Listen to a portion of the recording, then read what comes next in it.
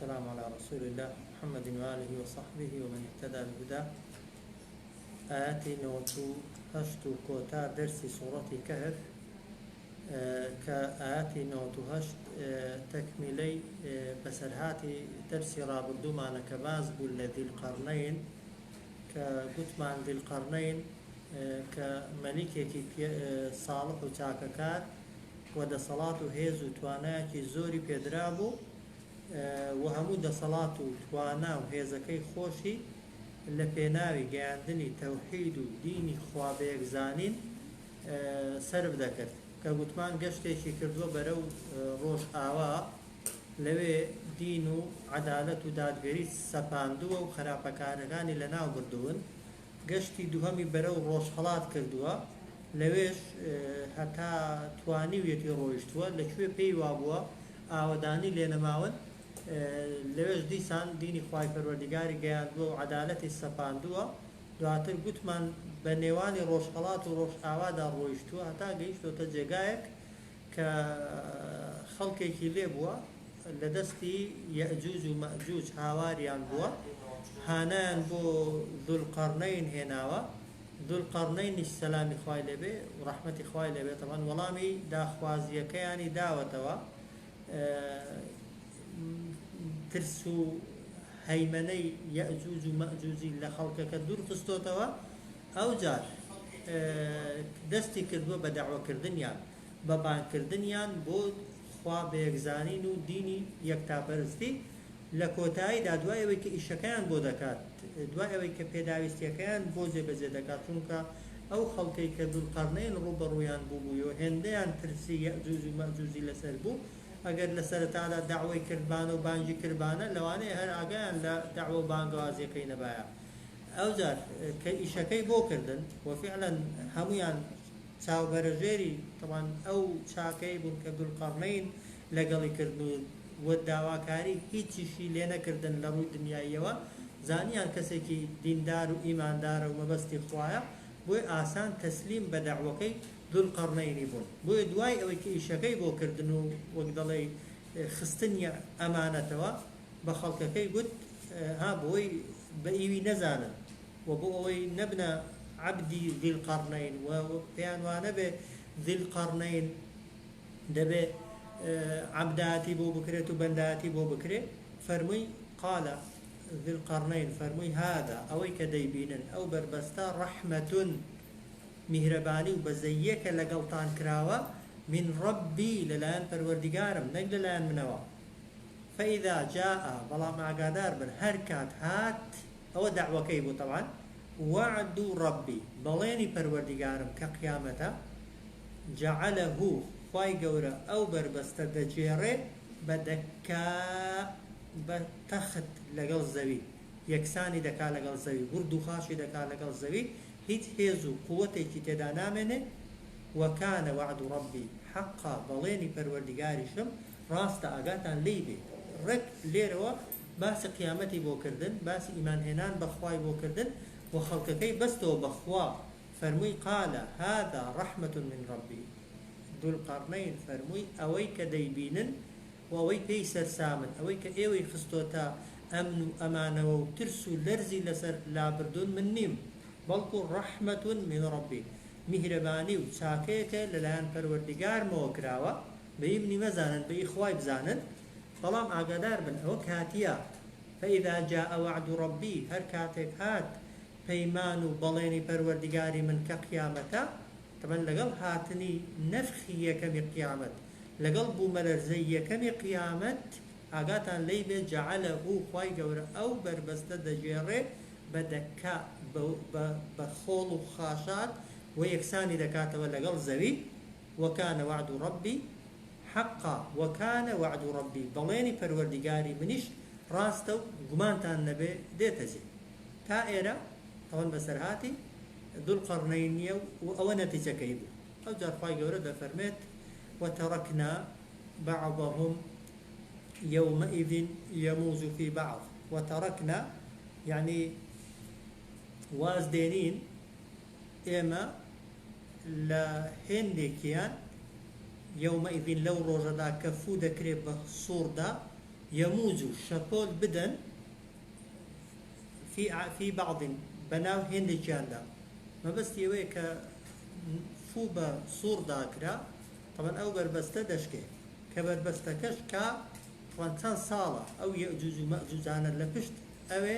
زاوزەیان کردووە و ژمارەیان زیاد کردووە و خراپە و خراپەکاریەکەشیان هەر وەک خۆیانە کە بربەستەکەی بەردەمیان نامێنێ ڕێک طبعا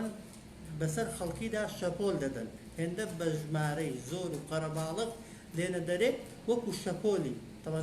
بە شوێناندا دەگەڕێن و ئەوانەی کە لە خۆیان بێدەسەڵاتترن و بێهێزترن و بن خۆیانیان دەدەن ئەو جار خوا دەفەرمێت دوای ئەوە وەنوفخ فی الصور جارێکی دیکە فوو دەکرێت بە سووردا ئاگاتان لێ بێت تا ئێرە نەفخی یەکەمە وتركنا بعضهم واز دێنین لە هێندێکیان واز دێنین یعنی وەک دەڵێ ڕێیان لێ ناگرین تا ئێستا ڕێمان لێگرت بوون تا ئێستا نەمان هێشتووە بێنە دەرێ بەهۆی بربەستەکەوە بەڵام لەو کاتەیەوە کە بربەستەکە لەگەڵ زەوی یەکسان دەبێت وتركنا واز دێنین کە بعضهم هێندێکیان یومئذ لەو ڕۆژەدا یەموج و شەپۆل بدەن یعنی بە ژمارەی زۆر بێنە دەرێ و بڕۆن في بعض بەسەر هێندێکیاندا ئەو جار کە یەئجوج و مەئجوج وەک دەڵێ کە ئەوە دەڵێن پێش هاتنی دەجالە طبعا ئەو هاتنە دەرەوەی یەئجوج و مەئجوجانە بە شێوازێکی زۆر درندانە طبعا دەکەونە ناو خەڵکی و فەساد و خراپەکاری و قەتڵ و کوشتن و هەڵواسین بڵاو دەکەنەوە ئەو جار طبعا فووی دووهەم بە سووردا دەکرێت ئەو جار خوا دەفەرمێ وەنوفخ فی الصور پاشان فوو دەکرێت جارێکی دیکە بە سووردا ئەو جار فەجەمعناهم کۆیان دەکەینەوە هەرچی دروستکراو هەیە هەرچی ڕوح لەبەر هەیە جەمعا بە کۆکردنەوەیەکی تەواو و دەیان خەینە دەشتی مەحشەر و طبعا وەکو پێشتر باسمان کرد هیچ کامێک لە دروستکراوەکان وە پاش نادرێت و کەسیش ناتوانێت لە شوێنێک خۆی حەشاردات و خۆی بشارێتەوە وتركنا بعضهم واز دێنین لە هێندێکیان یومئذ لەو ڕۆژەدا کە فوو بە سووردا دەکرێت یەموج و تا شەپۆل بدەن و بڕۆن في بعض بەسەر هێندێکیاندا وەنوفخ فی الصور جارێکی دیکە فوو دەکرێتەوە بە سووردا دوای ئەوەی کە کەس لەسەر زەوی نامێنێت ئەو جار فەجەمعناهم کۆیان دەکەینەوە بۆ محاسەبەکردن و لێپرسینەوە جەمعا بە کۆکردنەوەیەکی تەواو بە شێوازێک کە هیچ گیان لەبەرێک نییە دروست نەکرێتەوە و لە مەحکەمەی خوای پەروەردگاردا حازر نەکرێت بە دەعبا و درندە و مار و وەک دەڵێ مێرولە و گیاندارە زۆر بچووکەکانیش ئەو جار خوا دەفەرمێت کە خەڵکی لە دەشتی مەحشەر کۆکرانەوە چ ڕوو دەدا وعرضنا يعني دەیهێنینە دەرێ جەهەنەمە دۆزەخ يومئذ لەو ڕۆژەدا للكافرینە بۆ بێباوەڕان عرضا يعني بهێنانە دەر و پیشاندانێکی تەواو کەسە بێباوەڕەکان طبعا لەگەڵ ڕوحکێشاندا خوای گەورە جارێک جەهەنەمی پیشانداوە وایە لە ناو بەرزەخدا لە ناو قەبردا هەموو بەیانی و ئێوارەیەک جارێک خوای گەورە جەهەنەمیان پیشان دەدا پیشانی ڕوحیانەتیان بەڵام لە قیامەتێ کاتێک کە بە جەستە زیندوو دەبنەوە ڕوح و جەستەیان تێکەڵ دەبێت هەر بە حەقیقی و بەڕاستی حەدیثی پێغەمبەر صلی الله عليه وسلم کە دەفەرمێت جەهەنەم دەهێنن 7,000 زنجیری پێوەیە و طبعا هەر زنجیرێکیش 7,000 مەلایکە گرتوویەتی ڕای دەکێشێت طبعا دەیهێنێتە دەرێ لە قوڵاییەکەی ڕای دەگرێت لە بەرامبەر هەرچی دروستکراو هەیە هەرچی دروستکراو هەیە لە دەشتی مەحشەرەوە بۆ معلوماتان جەهەنەم دەبینێت بە مسلمان و بە کافرەوە بەڵام مسلمان بۆ پیشانی دەدرێت بۆ ئەوە ناسزا بخواها بۆی خۆشی لە بەهەش ببینێت دوایە بۆی بزانێت لەو جەهەنەمە ڕزگاری بووە پیشاندانێک بۆی هەست بە نعمەتەکەی بکە پیشانی کەسی کافریش دەدرێت بۆ ئەوەی یەقینی پەیدا ببێت بە عیلمی یەقین بزانێت کە دوای محاسەبەکردن ڕەک بۆ ناو ئاگرەکەیە و پێشتر ئەگەر بە وێنە و بە ڕسم و بە ڕوحیانەتی پیشاندرا بێ ئەو جارە بە چاوی حەقیقی جەهەنەم دەبینێ بەس ئێستا ژماوێتی تەمان ئەو کاتیش هەربینینە ئەو کاتێک کە دەچێتە سەرپەردی سیڕات و ئەو جار دەکەوێتە خوارێ دەبێتە حەقی یەقین و بەڕاستی لە ناو جەهەنەمەکەیدا کەسەکە دەمێنێتەوە بۆیە خوا دەفەرمێت وعرضنا پیشانماندا هێنامانە دەرێ دۆزەخ یەومەئیذین لەو ڕۆژەدا للکافرینە بۆ بێباوەڕان عەڕضە بە پیشاندانێک و هێنانە دەرێکی تەواو کام کەسە کافرانە جەهەنەمیان بە تەواوی پیشان دەدرێ و دوای پیشاندانی جەهەنەم دەخرێنە جەهەنەم. خوا دەفەرمێ ئەلەذینە کانت ئەوانەی کە لە دنیادا ئەعیونهم چاوەکانیان فی غیطائین خستبووە ژێر پەردەیەکی ئەستور عن ذیکری لە بەرامبەر ئامۆژگاریەکانی مندا، لە بەرامبەر ئاەتەکانی مندا و لە بەرامبەر ئەو قورئانەدا کە من بە پێغەمبەردا ناردبووم عەلەیهی سەڵات وسەلام. کێ جەهەنەمی پیشان دەدرێت و دەخرێتە ناو جەهەنەم؟ ئەوەی ئەوە سیفەتی بێ ئەلەذینە ئەو کەسانە جەهەنەمیان پیشان دەدرێ و دەخرێنە جەهەنەمەوە کە کانت یعنی عادەتیان وابوو لە دنیادا ئەعیونهم چاوەکانیان فی غیطائین خستبووە ژێر پەردەیەکی ئەستور عن ذیکری لە بەرامبەر قورئان و ئامۆژگاریەکانی مندا. ئەوە یەک چاویان لە ئاست بەڵگە و نیشانەکانی مندا کە بۆم باسکردبوون لە قورئاندا داخست بووە بۆی پەردە بەسەر چاویان داهاتبێ وەکان و ئەوان عادەتیان وابوو لا يستطيعون نەیان دەتوانی تااقەتیان نەبوو سەمع گوێ لە قورئان و فەرمودەی پێغەمبەر بگرن صلی الله عليه وسلم. جیاوازی بینی ئیماندار و بینی ئینسانی بێباوەڕ یا ئینسانی خراپەکار ئەوەیە ئاەتت بەسەر داخوێندەوە ئەگەر دڵی خۆش بوو وەک دەڵێ دڵی عشق و خۆشەویستی خوای گەورەی تێکەوت و جوڵەی تێکەوت نیشانەی ئیمانیەتی. ئەگەر مووی گرژ بوون و وەک دەڵێ دڵی تۆند بوو حەزی لێ بوو مەجلیسەکەی بەجێ بێڵێت و بڕوا نیشانەی ئەوەی دڵی ئەو کەسە نەخۆشە بەبێ گومانی. ئەگەر کەسێک ئەوە عادەتی وابوو بێ تااقەت و توانای گوێگرتنی ئاەت و فەرمودەکانی نەبوو بێت بەبیستنی ئاەت و فەرمودەکانی خوا قەڵز بوو بێت و پێی وابێ کاتیان بەسەر چووەوە ئایا دەستێتە خوتبەیەکی بەنمونە وەڵا خۆ هەردووبارەیە هەموو بیستووە مەسەڵەن دەستێتە مەجلیسێکی خۆر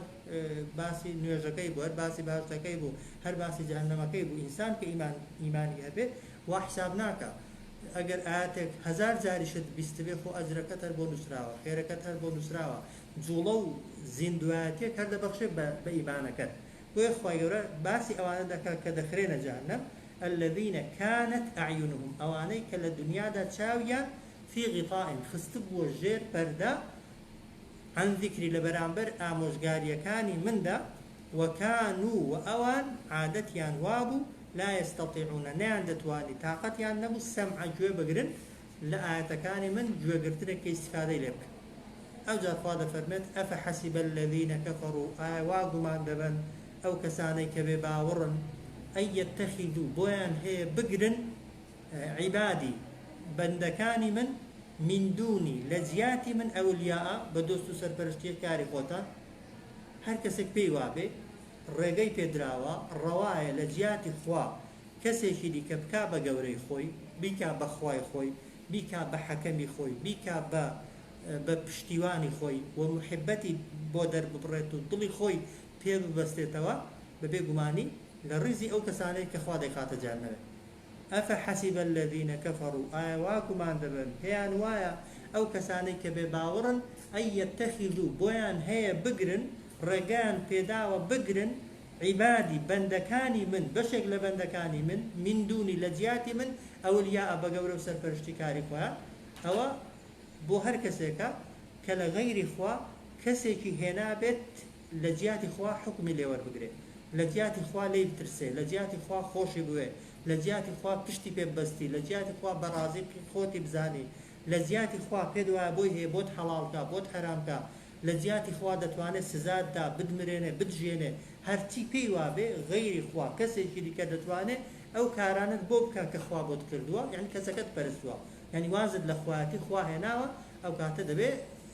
چاوەڕێبی کە خوای گەورەش وەکو کەسی بێباوەڕ و کافر مامەڵت لەگەڵکە خوا پەنامەندە. أفحسب الذين كفروا آواغ ما دبن أو كساني كبي باورا أن يتخذوا يعني بويان هي بقرن عبادي بندكاني من دوني لجياتي من أولياء بدوستو سرپرشتكاري خويان بيقمان طبعا دوستي إنساني إيمان دار ألا إن أولياء الله خواب وخوي طبعا أول يعني دوستي إيمان داران تنها خوايا وإيمان داران تنها خواب ولي خويا لزانا أو زاد فرم إنا أعتدنا بيقمان إيما آمادمان كردوا جهنم دوزخ للكافرين بو أواني كبيباورا نزلا تاتيدا بحسنا وتاتيدا بيشوازي لبكرين تاتيدا نشتجي بكرين أفحسب الذين كفروا آواغ من دبن أو كساني كبيباورا أن يتخذوا بويان هي بقرن عبادي بندكاني من دوني لجياتي من بأولياء أبدوستي خويان بسر فرشتكاري خويان إنا أعتدنا بيقمان إما آمادمان كردوا جهنم الدوزخ للكافرين بو أواني كبيباورا نزلا بو بيشوازي لكردن يانو تيدا حواندنويانو وتيدا نشتجي كردن يانو أو جرفاي قولة بفيغمبر لفرمي صلى الله عليه وسلم قل فيان بلي هل أنبئكم دتانوي خبرتان بيبدم هوالتان بيبدم آقادارتان كموا بالأخسرين بزرر منترين كس أعمال لروي كارو كردوا بيتان بلي زرر منترين كس لقيامت دا كيا ككارو كردوي كردوا خوي ماندو كردوا هولي داوا زۆری زەحمەتی کێشاوە بەڵام لە قیامەتێ دەست بەتاڵ ماوەتەوە لە زیاتی بەکار و کردەوەکانی بە ماندووبوون و هەوڵەکانی بەهەشتی بەدەستهێنابێت و ئیسراحەتی کرد بێ تووشی مشەقەت و زەحمەتی زۆرتر بووە پێتان بڵم کێنە قل هەل نونەبئکم دەتانەوێ ئاگادارتان بکەمەوە پێتان ڕابگەێنم بالئەخسەرینە بە زەرەرمەندترین کەس أعمالا لروي كارو كردوا كيا خواب خوي دفرمت الذين زرر من ترين كس لقيامته أو كسانا الذين أو كسانا ظل يعني كبتال بوتوا سعيهم آداشتي كارو كردوا كانيان في الحياة الدنيا هل لجيان الدنيا دا كارو كردوا إنساني بس بتال ضبنوا الرياء بنونا بەتاڵی دەکاتەوە وایە ئینسان عیبادەت و خواپەرستی زۆر بێ بەڵام لەگەڵیدا شیرکی بۆ خوا بڕیار دابێ بەتاڵی دەکاتەوە بنمونە عیبادەت و خواپەرستیت زۆرە بەڵام لەگەڵیدا حەسادەت و بنمونە بغض و فوق و قینەت هەیە و دڵت پڕیەتی لە حەسادەت و خراپە بەرامبەر بە خەڵکی ئەوانە حەدیثیان لەسەر کردەوەکانت دەشۆنەوە كارو كردوات كردوا خود مادو كردوا بلام نيتت بو خوا نبوا كارو كردوات كردوا بلام بپی شرعي خوا كارو كردوا كانت نكردون بويستي خود بعقل خود بحزي خود تيت بيتاق بو بأوت كردوا تي عقل قبولي كرد بأوت كردوا جودة دعوة أوت تشتك حلال وتشتك حرامة وانا همو كارو كردوا إنسان بطال دكنوا جاو زورا كسانا ماندوبوني شي زور دسيرجن بەڵام دەست بەتاڵی و مایەپوسی لە قیامەتێ دەردەچن نەک پاداشیان دەست ناکەوێت بەڵکو تووشی سزا و لێپرسینەوەش دەبێت قل هەل نونەبئکم بالئەخسەرین ئەعمالە دەتانەوێ پێتان بڵێم ئاگادارتان کەمەوە بالئەخسەرین زەرەرمەندترین کەس لە ڕووی کار و کردەوەوە ئەعمالە چێن خوا بۆ خۆی دەڵێ الذین ئەو کەسانن ضل یعنی ون بووە بۆ خۆی سەری لێ شێواوە لە کار و کردەوەکانیدا تەمەن واش تەفسیری کەین هەر دروستە بەڵام مفسرین دەفەرمون لێرە ضل بەمعنە بەڵتەلە دێ يعني الذين أبطل سعيهم أو كساني كبتالي كردوتو خوای گەورە کار و کردەوەکانیان پاداشتی کردەوەکانیان کە لە ژیانی دنیادا کردویانە ئەو جار لەوەش خراپتر وەهم ئەوان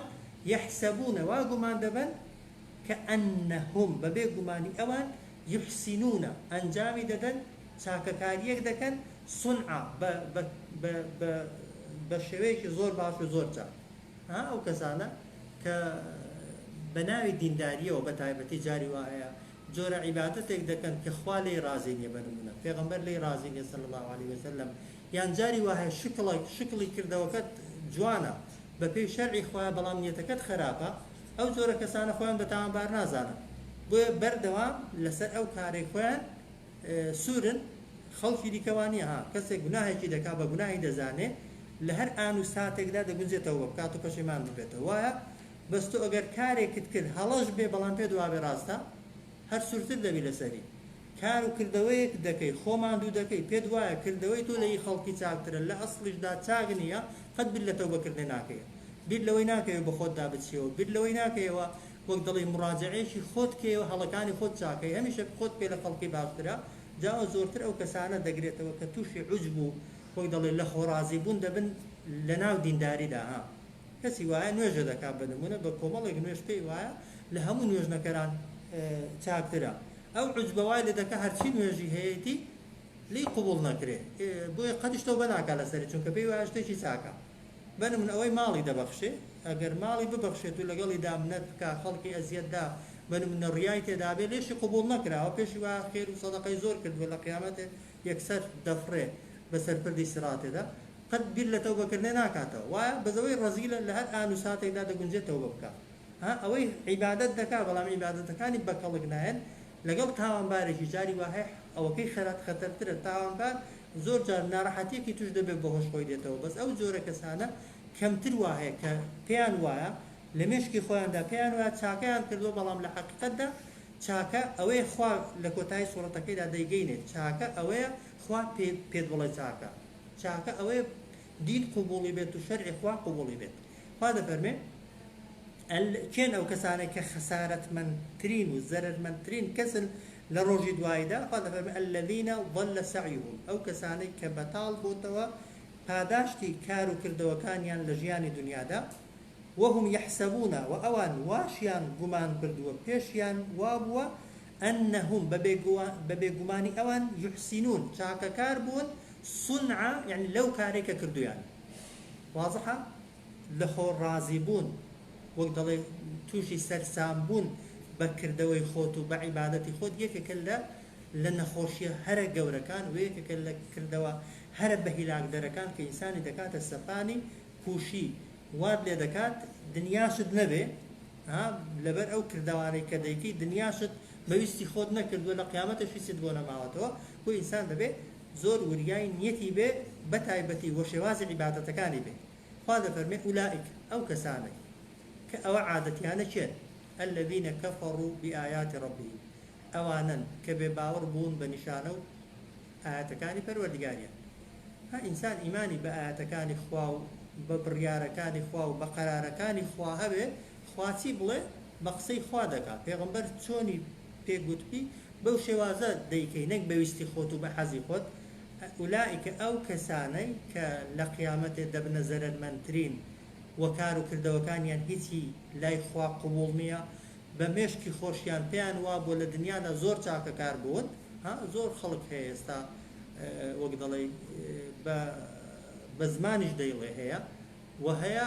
وەک دەڵێ کردارەکانی شاهیدن لەسەری کە خۆی پێ لە خەڵکی لە دینداری و لە خواپەرستیدا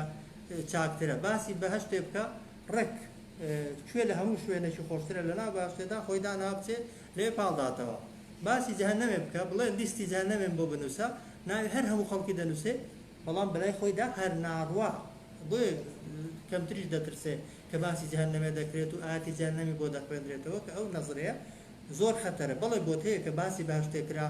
دڵت خۆش بێ دڵت بگەشێتەوە خۆتی بۆ دانەی بەڵام دەبێت لە هەمان کاتیشدا کە باسی جەهەنەمێ بکە دڵت بترسێ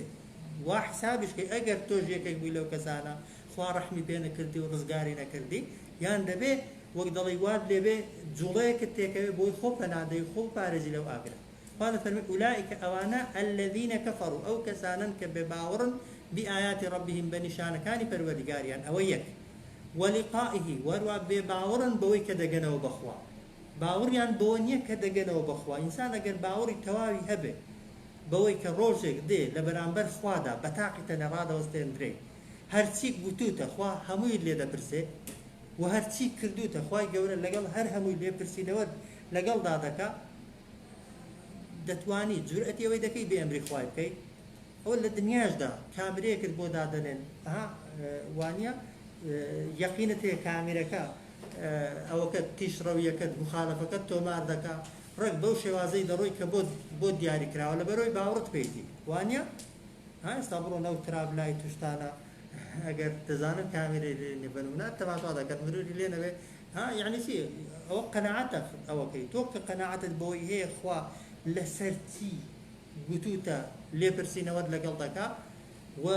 بەجالی پەشیمان بوونەوەش نییە هەرچی کردوتە خوا محاسبەت دەکا ئەگەر یەقینەکەی یەقینێکی تەواو بێ بە بێگومانی ئینسان ناڵم دەبێتە مەلایکەت و قەد گوناه ناکات چونکە هەندێک جار غەفڵەت و بێ ئاگایی توش ئینسانی هەر دەبێ بەڵام بەتأكيد دەبێت گۆڕانکاریشت هەر بەسەر دابێت. أولئك الذين كفروا بآيات ربهم ئەوانە کەسانێکن کە بێ باوەڕ بوون بە نیشانەکانی پەروەردیگاریان لە دنیادا ئەوە یەک لە سیفەتەکانیان وەلیقائه بێ باوەڕ بوون بەوەی کە دەگەنەوە بە خوای گەورە و خوای گەورە لێپرسینەوەیان لەگەڵدا دەکا عولەمای پێشین لەبەرەوەی ئیمانیان بە قیامەت زۆر بەقووت بووە هەیە سوێندی دەخوا دەڵێ 30 ساڵ قسەیەکم نەکردووە هەتا وەڵامەکەم حازر نەکرد بێ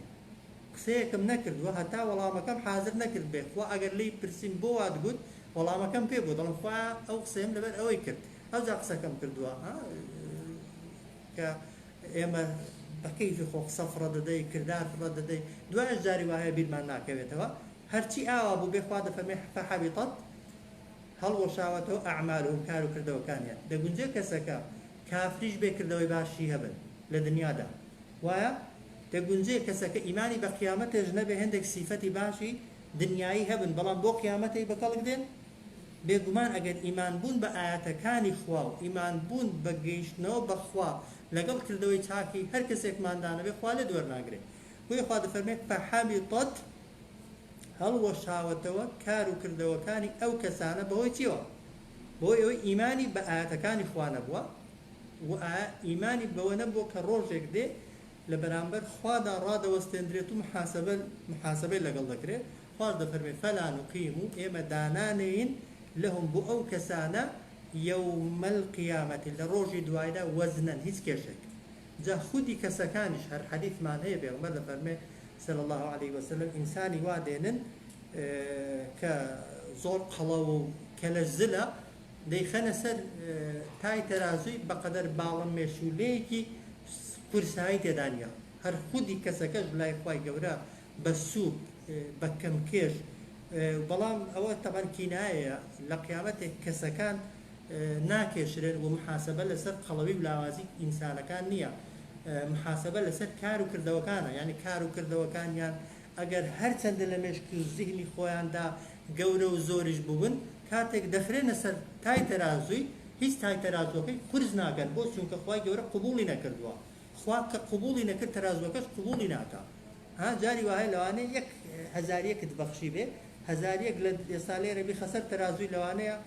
هەر نەیجوڵێنێ وایە بەڵام بەنیەتێکی خاوێن و پاکەوە بەخشی و تەلای خوای گەورە شوێنی گرتووە لەوانەیە تەرازوەکەت بۆ بەرزکاتەوە کێشی کردەوەکانت باڵانسی حسابەکەت لەوانەیە بە یەکجاری بگۆڕێ بۆیە ئەوەی کە بێ باوەڕ بوو بێ لە قیامەتی کردەوەکانی هیچ فەحەبیطەت ئەعمالهم هەڵوەشاتەوە کار و کردەوەکانیان فەلا نوقیم و ئێمە دانانەین لەهم بۆ ئەو کەسانە یەومە القیامەتی لە ڕۆژی دوایدا وەزنن هیچ کێشێک ئولائیکە الذینە ئەوانە کەسا ئەوانەی کە تەواوکەری ئاەتەکەی پێشوویە ئەوانەی کە لە قیامەتێ خەسارەتمەندترینن زەرەرمەندترینن کردەوەکانیان بەتاڵ بۆتەوە الذين كفروا بآيات ربهم أوانن كبباورن بنشانكاني پروردگاريان ولقائه أواني بباورن بگيشنو بخوا فحبطت أعمالهم فزارجي لكذا فرمي أوانا كردوكانيان هلوشاوتوا فلا نقيم إمج دانانين لهم بو أو كسانا يوم القيامة لروج دوايدا وزنا بيتكشك ذلك أوي باسكرا جزاؤهم قاداشتي أوانا قاداشتي أوان چيا جهنم دوزخا بو خوادان خاطر دوزخي هل لخورا بيقماننا بما كفروا بغوي أوي كبه باور بو چون جهنم هوكاركي خوماني هوكاركا كسكا خويتي خواي قورا هيت كس لخورا بو دوزخ بري ناكات وهيت كسيكيش بتوبزي نانيرتو دوزخ خواي قورا چون بتوبزي ناد نيرتو باشتي بهمان شوش جهنم وچون دوزخ ورگرتنی سزای جهنم لأنجام برهمی کردو خرابکانی خومانن اگر خومان نمانویت و خومان بوستی خومان کردو خرابمان نکرده خواه گورس نرخات جهنم ذالک خواه فرمی آوا جزاؤهم پاداشتی اوانا پاداشتی اوان چیا جهنم دوزخ بما لزمان عربی ده او باء السببی يعني بهوي اوي اوان ك بباور بون او يك اديب هوكاري دوام تيا هوكاري دوام يعني اوي واتخذوا وريان قرتوا آياتي بلغو نشانكاني من او يك ورسلي وهروا پیغمبراني من سلام اخوان لسربه بە هوزووە بەمای گاڵتە گاڵتەیان بە ئاەتەکانی من کردووە یا گاڵتەیان بە یەکێک لە پێغەمبەرانی من کردووە ئینسان گاڵتە بە هەر کامێک لە ئاەتەکانی خوا کە ئاەتی خوا دوو بەشن بەشێکی بیندراون بەشێکیان بیستراوە ها ئینسان مەخلوقێکی خوا گاڵتە پێ بکە فعلا پێ وابێ خوا نەعوذ بالله نەیزانیوە غەڵەتی کردووە سەقەت ئیشەکەی دروست کردووە و پێی ڕابوێری فعلا بە سووکی تەماشاکەی لە مێشکی خۆتدا و لە زیهنی خۆتدا یان ئەو ئاەتانەی کە بەسەرماندا دەخوێندرێنەوە کاتێک ئاەتێکت بەسەردا بخوێندرێتەوە لە زیاتی بترسێنێ پێی پێ بکەنی وەکو بتپەرستەکانی مەکە پێی بڵێ ئەوە هەڵبەسراوی پێشینانە و ئەوە هەر ترساندنە و هەر هەڕەشەیە و هیچ نییە و شتیوانە هاتەجێ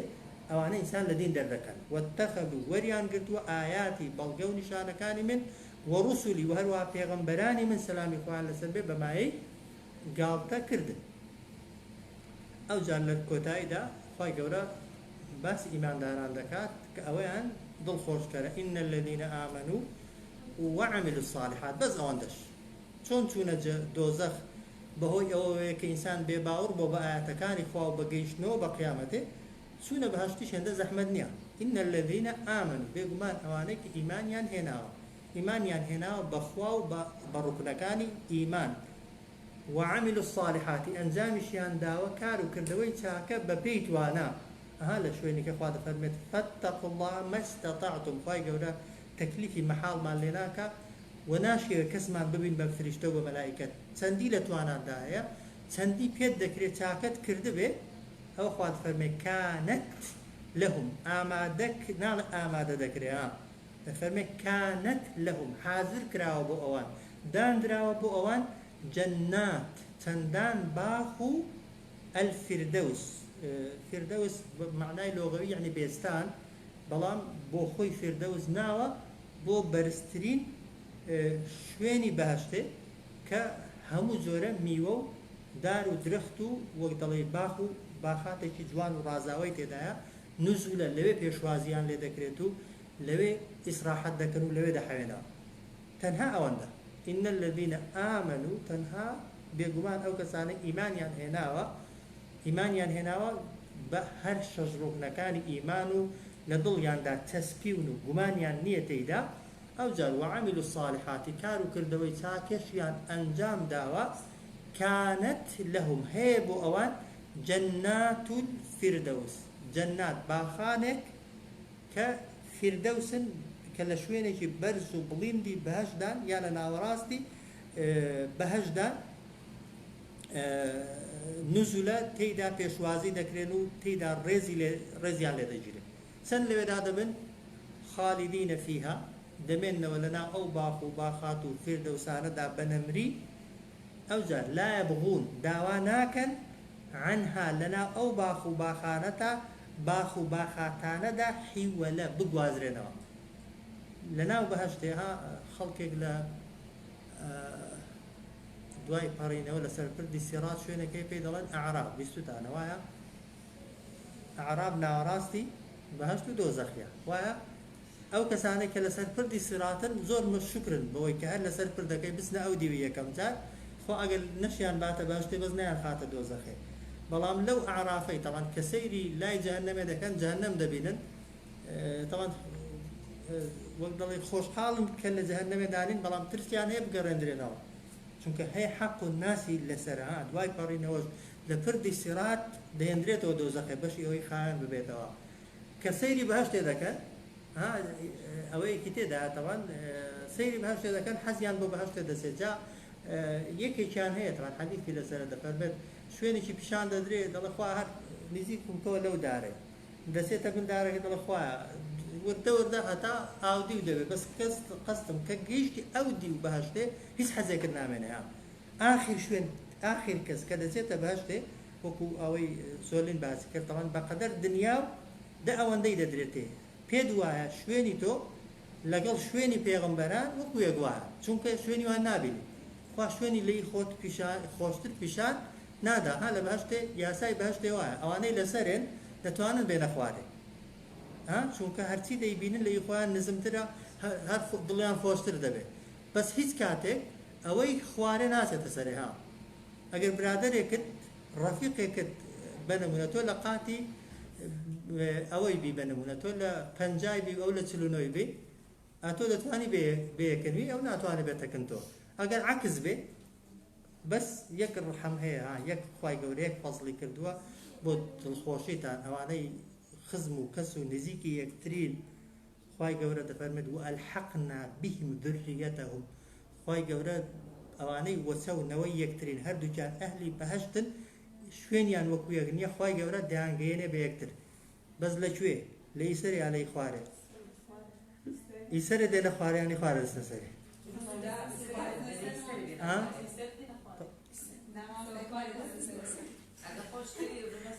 لا قیامەت نا هەمیشە خوای خوارە دەواتە سەرێ خوا لێ فەزڵی هەیە هەمیشە ئەوەی خوارێ ئەوە چاکەیە کە بەس خەڵکی دیکە فعلەن بۆی هات تەمان چوونە بەهەشت بڵێ ئینسان هەر بچێتە بەهەشتێ تەمەنای ئەوەی ناکەی لە بەهەشتێ شوێنەکەت بۆ گۆڕن ها خوای گەورە حەزەکانت جێبەجێ دەکا بەڵام مەرحەلەکانی سەرەیە لەگەڵ ئەو کەسێک کە لە مەرحەلەی خوارەیە وەکو یەک نییە إن خالدين فيها دمن وتيدا لا يبغون داواناكا عنها يعني لو باخو باقاتانا دا حيولا شاب هرهم الدريا كان سرزوي آوي سرزوي بكرية مركب باشا بوسي بكرية مركب طبعا لسورة لقمان جداد فرمت درخت كانش بكرينا قلم لكلمات ربي بونو سينوي وشو فرمانا كاني پروردگارم خواهد فرمين لنفد البحر ببي قماني كوتايان بيدي هرچي آوي درياكان هيا هرچي آوي درياكان هيا ديسان هل سورتي هل رجع فردمني قبل أن تنفذ كلمات بيش أوي كوتايان بيدي وشكاني پروردگارم ولو جئنا هرچند بينين بمثله بهاو شوي أو آواني كلا درياكان دا هنا مدد مركبي ديك بو أوي وشكاني خوا بنوسنوا هشتا وشكاني خوا تواونا من مركبك كو آوك كوتاي بهاتوا جاء أو آتي يعني سيها لا لقمانش باسمان كر قلتمان ليك دانوي وشكاني خوا ليك دانوي آتكاني خوا كوتايان بيناي دنا وشو وتكاني خوا استال سرزوي أوي هبه لبردستي مروف دابي قرآن أو أجر بلين قرآن بسن قلم شيء دتواندري بنصرته فلام ليك دانوي قرآن وآيات كان إخوي پروردگار كوتايان يا أجر بلين دريا كان بكرنا مركب تا قرار وبريار وفرمان وإيشا كان إخوي جورك كون دا كردوني بيان بيان نسي طبعا بهيس كسيك ناتواندري بنصرته چونك علمي خواي جورو وإيشي خواي پروردگار سنورينيا قل لو كان البحر كان بلي أجر دريا كان مدادا مركب لكلمات ربي بونسينوي وشكاني پروردگارم لنفدا يعني بدل نيايوا تواود بن البحر هرشي درياها قبل أن تنفد فيش أوي تواود بن كلمات ربي وشكاني پروردگاري من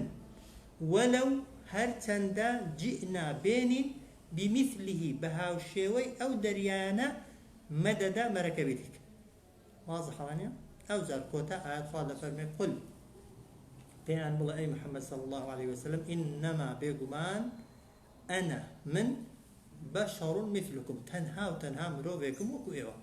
أو قاري تواضع خوبكم زانيني پیغمبر صلى الله عليه وسلم خوافيري دكا كمن لو شاني ايوه ديلين اوانا نيم ملائكة نيم فريشتا نيم خوانيم وكس تصوري خواتي بو منك تحقق خواب دابا من قل انما انا بشر مثلكم بيان بلا من مروفم بشركم وكو ايوه لشتي انساني دا پیغمبر صلى الله عليه وسلم لقل انسانا كاني كدا هيس بكاتيكي انساني وقتلي جستي جازي نبوه جیاوازیک که هی بوسی بوا اوه یوحا الیه تنها وحی بوم کراوه نگام بو کراوه نگاهکش بوسی نگام بو کراوه انما كبيتان بلن ببي قماني إلهكم إله واحد فرسراوي إيوه تنها تاكيك فرسراو قل إنما أنا بشر مثلكم بيان بلن بيقمان من تنها مروفيكم وكو إيوه هيتي دي كنم واضحة؟ يوحى إلي وحي بوكراوة نقام بوكراوة فرمان بيكراوة كبيتان رابجينم كأنما ببيقماني تنها وتنها إلهكم پرستراوی ئێوە ئەوەی کە ئێوە دەبێ بیپەرستن و بەنداتی بۆ بکەن ئیلاه یەک پەرستراوە و واحد تاک دووهەمی نییە. ئەوجار ئاخر خاڵی بەختەوەری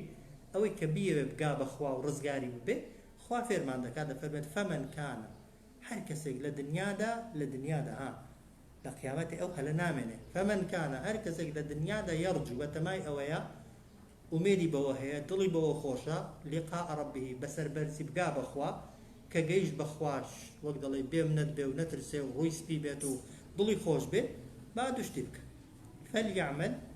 عملا صالحا با ئەنجامی بدا عملا صالحا کردەوەی چاک بەچی کردەوە دەبێتە چاک بە دوشتی زۆر جاریکە گوتومان نیەتت بۆ خوا بێ بەو شێوازە بێ کە پێغەمبەر فێری کردووی صلی الله عليه وسلم عملی صالح ئەوەیە نیەتت پێش هەموو شتێک بۆ خوا بێ وەک کردەوەکەت